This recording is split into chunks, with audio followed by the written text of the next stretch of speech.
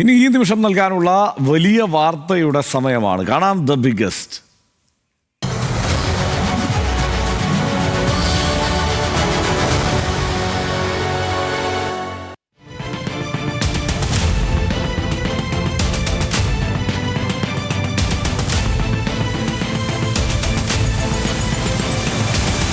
നിയമസഭാ തെരഞ്ഞെടുപ്പിൽ Idukki seat Kerala Congress Joseph വിഭാഗത്തിൽ നിന്ന് ഏറ്റെടുക്കാൻ ഒരുങ്ങി കോൺഗ്രസ്. റോഷി അഗസ്റ്റിനെതിരെ കോൺഗ്രസ് സ്ഥാനാർത്ഥി വേണമെന്ന ആവശ്യം DCC നേതൃത്വം KPCC അറിയിച്ചു. ഇടുക്കിക്ക് പകരം കേരള കോൺഗ്രസ് ജോസഫ് വിഭാഗത്തിന് പൂഞ്ഞാർ സീറ്റ് നൽകിയേക്കും. കോൺഗ്രസിന് സീറ്റ് ലഭിച്ചാൽ UDF ജില്ലാ ചെയർമാൻ ജോയി വെട്ടിക്കുഴി, ബിജോ മാണി, ഫ്രാൻസിസ് അറയ്ക്കപ്പറമ്പൻ എന്നിവർക്കാണ് പരിഗണന. News Malayalam the biggest.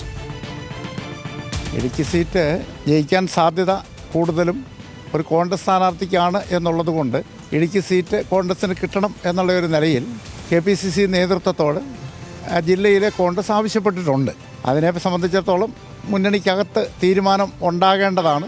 അത് സ്റ്റേറ്റ് ലെവലിൽ ആണ് അതിൻ്റെ തീരുമാനം ഉണ്ടാകേണ്ടത്. ഓരോ സ്ഥലങ്ങളിലും ജയിക്കാൻ സാധ്യതയുള്ള പാർട്ടിക്കും ജയിക്കാൻ സാധ്യതയുള്ള സ്ഥാനാർത്ഥിക്കും സീറ്റ് കൊടുക്കുക എന്നുള്ള മാനദണ്ഡമായിരിക്കും സ്വീകരിക്കുന്നത് എന്ന് UDF നേതൃത്വം പൊതുവെ ആവശ്യപ്പെട്ട് അല്ലെങ്കിൽ തീരുമാനിക്കുകയും ചെയ്തിരിക്കുന്ന ഒരു സാഹചര്യത്തിൽ ആ തീരുമാനത്തിൻ്റെ അടിസ്ഥാനത്തിൽ നമ്മൾ നോക്കുമ്പോൾ കോൺഗ്രസിന് സീറ്റ് കൊടുക്കുന്നതാണ് ജയിക്കാൻ ഉള്ള സാധ്യതയ്ക്ക് കൂടുതൽ അനുകൂലമായിട്ടുള്ളത്. അതുകൊണ്ടാണ് സീറ്റ് കോൺഗ്രസിന് ലഭിക്കണം എന്നുള്ള ഒരാവശ്യം ജില്ലാ കോൺഗ്രസ് കമ്മിറ്റി KPCCയോട് അറിയിച്ചിട്ടുള്ളത്.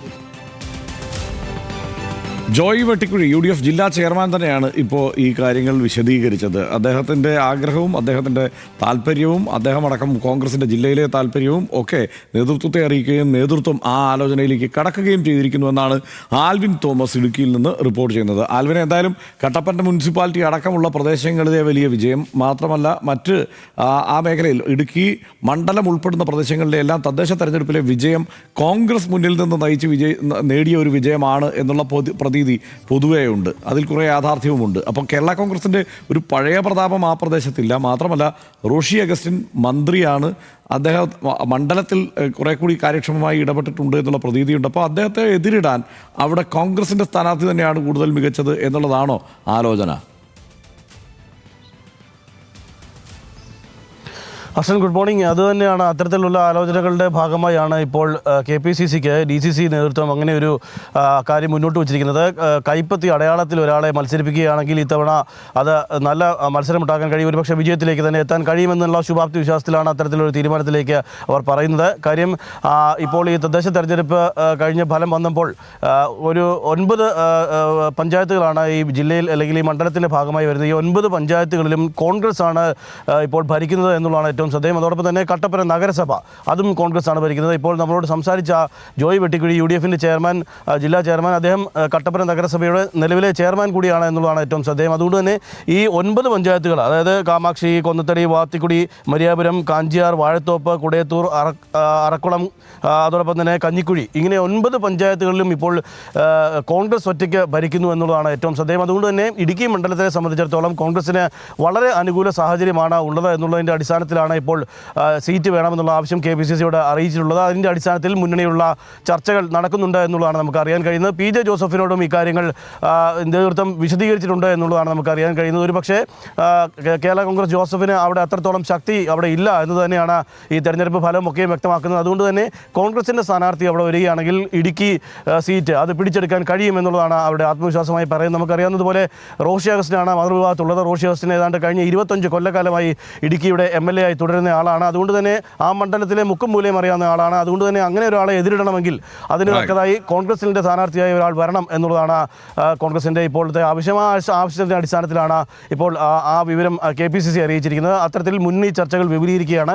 ഏതെങ്കിലും തരത്തിൽ അതിനൊരു മാറ്റമുണ്ടാകാനുള്ള സാധ്യത ഇപ്പോൾ ഈ ഘട്ടത്തിൽ. അതുകൊണ്ട് തന്നെ PJ ജോസഫിന് മറ്റൊരു സീറ്റായ പൂഞ്ഞാർ സീറ്റ് നൽകിയേക്കാനുള്ള ഒരു തീരുമാനത്തിലേക്ക്, ഒരു ഫോർമുലയിലേക്കാണ് ഇപ്പോൾ കാര്യങ്ങൾ നീങ്ങുന്നത്. ഹർഷൻ, തീർച്ചയായും PJ ജോസഫിൻ്റെ താല്പര്യം ഇതിൽ ഒരു പ്രധാനപ്പെട്ട ഘടകമാണ്. മാത്രമല്ല, മുമ്പൊക്കെ ഇത്തരം കാര്യങ്ങളിൽ സഭയുടെ ഒരു താല്പര്യവും ഇടപെടലും ഒക്കെ ഉണ്ടാവാറുമുണ്ടായിരുന്നു. ഇത്തവണ അങ്ങനെ ഒരു സാധ്യത നിലനിൽക്കുന്നുണ്ടോ?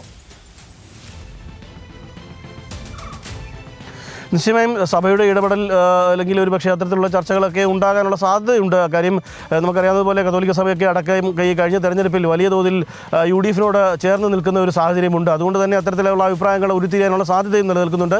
PJ ജോസഫുമായി സഭാ നേതൃത്വമൊക്കെയും സംസാരിച്ചിട്ടുണ്ട് എന്നുള്ളതാണ് നമുക്ക് ഈ ഘട്ടത്തിൽ മനസ്സിലാക്കാൻ കഴിയുന്നത്. UDF-ന്റെ മുഴുവൻ ജില്ലകളിലും പ്രത്യേകമായി KPCC അടക്കം UDF ചേർന്ന് അടക്കം സംസ്ഥാന UDF അടക്കം പറഞ്ഞിരിക്കുന്നത് ജയസാധ്യതയുള്ള സ്ഥാനാർത്ഥിയെ നിർത്തി ഇത്തവണ സാധ്യതയില്ല, അല്ലെങ്കിൽ ജയസാധ്യതയുള്ള സ്ഥാനാർത്ഥി തന്നെ മത്സരിക്കുക, അവിടെ ജയിക്കുക, എണ്ണം കൂട്ടുക എന്ന് തന്നെയാണ് നിർദ്ദേശമായിട്ടുള്ളത്. നമുക്കറിയാവുന്നതുപോലെ മുൻകാലങ്ങളിലൊന്നും ഇത്രത്തോളം നേരത്തെ UDF-ലെ ചർച്ചകളൊന്നും ഉണ്ടായിരുന്നില്ല. ഈ ഘട്ടത്തിൽ അങ്ങനെയല്ല കാര്യങ്ങൾ. ഇന്ന് അല്ലെങ്കിൽ ഈ ഘട്ടത്തിൽ നിൽക്കുമ്പോൾ ഈ പ്രാഥമിക ഘട്ട ചർച്ചകൾ നടക്കുകയാണ്.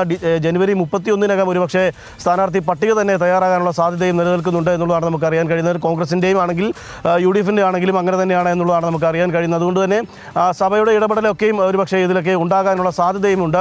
പ്രത്യേകിച്ച് PJ ജോസഫിനെ ഈ കാര്യങ്ങൾ അല്ലെങ്കിൽ ഈ കോൺഗ്രസിലേക്ക് സീറ്റ് വിട്ടു നൽകണമെന്നുള്ള ആവശ്യത്തിലേക്ക് വരുമ്പോൾ PJ ജോസഫിനെ അനുനയിപ്പിക്കാനൊക്കെയും സഭയുടെ ഇടപെടൽ ഉണ്ടാകാനുള്ള സാധ്യത ഉണ്ട് എന്നുള്ളതാണ് നമുക്ക് ഈ ഘട്ടത്തിൽ മനസ്സിലാക്കാൻ കഴിയുന്നത്. ഇപ്പോൾ ഇടുക്കി സീറ്റ് ഏറ്റെടുക്കുകയാണെങ്കിൽ മറ്റൊരു സീറ്റ് എന്നുള്ളത് അവർ നേരത്തെ തന്നെ പറഞ്ഞിരുന്നു. അതിൻ്റെ അടിസ്ഥാനത്തിലാണ് പൂഞ്ഞാർ സീറ്റ് നൽകാമെന്നുള്ള ഒരു പ്രാഥമിക ചർച്ചകളിലേക്ക് കാര്യങ്ങൾ എത്തിയിട്ടുള്ളത്. ഏതായാലും അത്തരം ചർച്ചകൾ തന്നെയാകും നടക്കാൻ പോവുക എന്നുള്ളതാണ് ഈ ഘട്ടത്തിൽ നമുക്ക് മനസ്സിലാക്കാൻ കഴിയുന്നത്. ഇടുക്കിയിൽ കൈപ്പത്തി ചിഹ്നത്തിലായിരിക്കും സ്വാഭാവികമായും ഇത്തവണ കൂടുതൽ MLA-മാരെ വേണമെന്നുള്ളൊരു ആവശ്യം ഉണ്ട്. അതുകൊണ്ട് തന്നെ കോൺഗ്രസ് തന്നെ മത്സരിക്കാനുള്ള സാധ്യതയാണ് ഇപ്പോൾ കാണുന്നത്. ഹർഷൻ, റൈറ്റ്. എന്തായാലും നേരത്തെ പറഞ്ഞതുപോലെ കോൺഗ്രസിന് ഫെബ്രുവരിയോടെ സ്ഥാനാർത്ഥികളുടെ ആദ്യ ലിസ്റ്റ് പ്രസിദ്ധീകരിക്കാനുള്ള ആലോചന, ഫെബ്രുവരി ആദ്യ വാരത്തോടെ തന്നെ സ്ഥാനാർത്ഥികളുടെ ആദ്യ ലിസ്റ്റ് പബ്ലിഷ് ചെയ്യണമെന്നുമൊക്കെയുള്ള ആഗ്രഹമുണ്ട്. അതുകൊണ്ട് തന്നെ ഇത് അത്ര നേരത്തെയുള്ള ഒരു ചിന്തയാണോ എന്ന് ചോദിച്ചാൽ ആ നേരത്തെയുള്ള ആലോചനയിലൂടെ കൂടുതൽ മേധാവിത്വം ഉറപ്പിക്കുക എന്നുള്ള ചിന്ത കൂടി കോൺഗ്രസിനുണ്ട്. അതുകൊണ്ട് തന്നെയാണ് ഈ ചർച്ചകൾ ഈ ഘട്ടത്തിൽ തന്നെ ആരംഭിച്ചിരിക്കുന്നത് എന്നും കരുതാം. ആൽവിനാണ് അതിൻ്റെ വിശദാംശങ്ങൾ നൽകിയത്.